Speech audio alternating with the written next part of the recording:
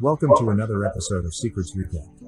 Please like and subscribe to our channel for more content. The story took place during the events of World War II and revolved around the Olympic athlete turned soldier named Louie Zamperini. The World War II U.S. Air Corps B-24 Liberator bomber flew generally over the Pacific Ocean. Louie Zamperini served as a bombardier, and he and his crewmates were in a bombing mission against a Japanese-held island. Many were injured due to flak from the enemy's AAA ground batteries. However, even though their bomber had been shot multiple times, it was successfully landed by the skills of the pilot, Louie.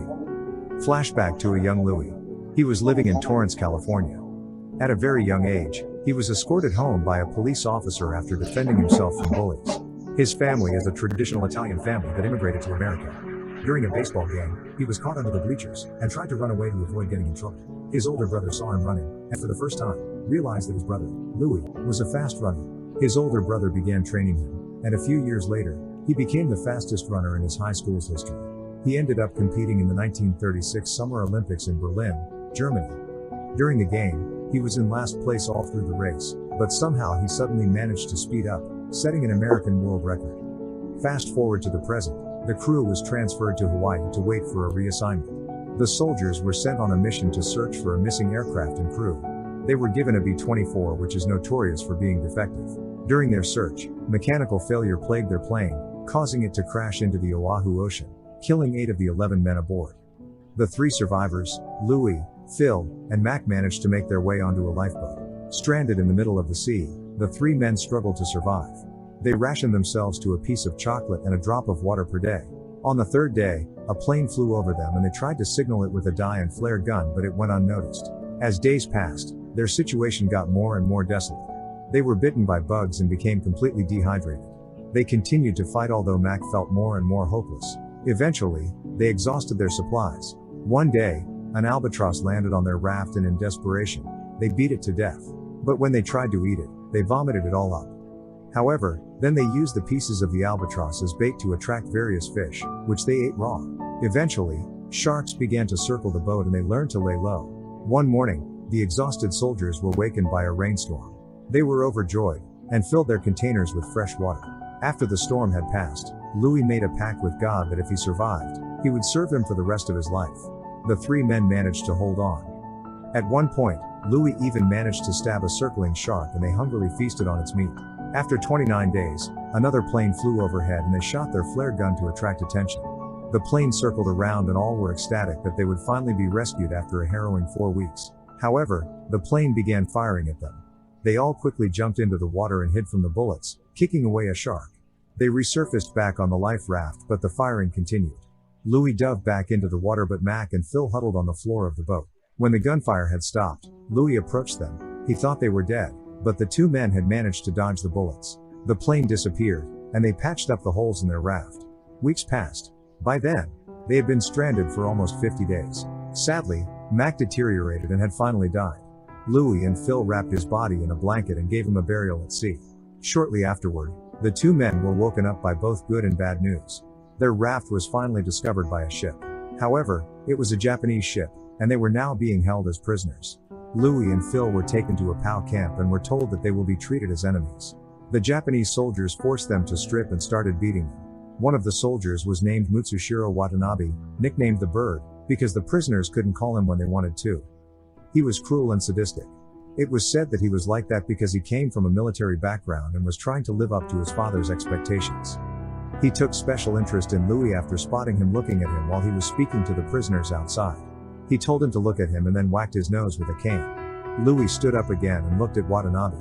This pissed off the Japanese soldier, who whipped him again. It was only after he told Louie not to look at him that he left Louie alone. The prisoners were forced to clean the latrines. Louie joked that it's funny that they poop so much when they have nothing to eat. One day, Watanabe announced that they had some renowned people in their midst. First, an opera singer identified himself. Then Watanabe asked who the Olympic athlete was amongst them. Louie reluctantly identified himself and was forced to run against a young Japanese boy. Due to fatigue and mainly malnourishment, Louie soon collapsed on the ground. The Bird told him that he's not tough enough and proceeded to beat him. The abuse went on for a long time. Louie was often held in solitary confinement. The prisoners remarked that if the Allies ever got to the POW to rescue them, they would be killed on the spot. They weren't sure what to root for. One day, A man told Louie to go on a radio and announce to his family that he's alive and being treated fairly to appease the Americans. Louie agreed and went to the radio station. Back in California, his family heard the news, which made them feel a little bit relieved. Then, Louie was taken into a restaurant where he was told to make another announcement where he was to applaud Japan for its culture. Then he was to live the rest of his life in the country. He refused to do this and was taken back to the POW camp. The bird singled Louie out from the crowd and ordered every single prisoner to punch him in the face. When the first prisoner refused, the bird had the weakened POW beaten up. Louie told his mates to go along with it, and was punched repeatedly, but kept standing up to take the next punch. During an outdoor play of Cinderella, with the prisoners playing all the characters, the bird sat next to Louie and told him he was being promoted and transferred to another camp. He also told Louie that this is unfortunate news because he is a friend who took interest in him because of how much strength he exhibited as soon as Louie had first arrived. He prompted Louie to congratulate him on the promotion, but Louie stayed silent. Life at the camp did get better without Watanabe around, but then the Allies bombed nearby cities, and the prisoners were moved to another camp. When they arrived, the bird appeared, and Louie passed out at the sight. The cruelty continued. The men were forced to carry large bags of coal up many flights of stairs. The weight of the bags and their fatigue combined caused some men to fall over the railing. In April 1945, the prisoners were informed that President Roosevelt had died. One of the prisoners broke down in tears. One day, Watanabe ordered Louie to pick up a very large steel beam. Louie struggled, but Watanabe insisted that he had to hold it over his head, and he instructed the guards to shoot him if he dropped the beam. Louie held the beam over his head for hours, much to the admiration of his fellow prisoners. At nightfall, he was allowed to lower the beam. The men were told to bathe in the ocean. They were sure they would be executed. But as soon as they got into the water, Allied planes flew overhead. The war was over.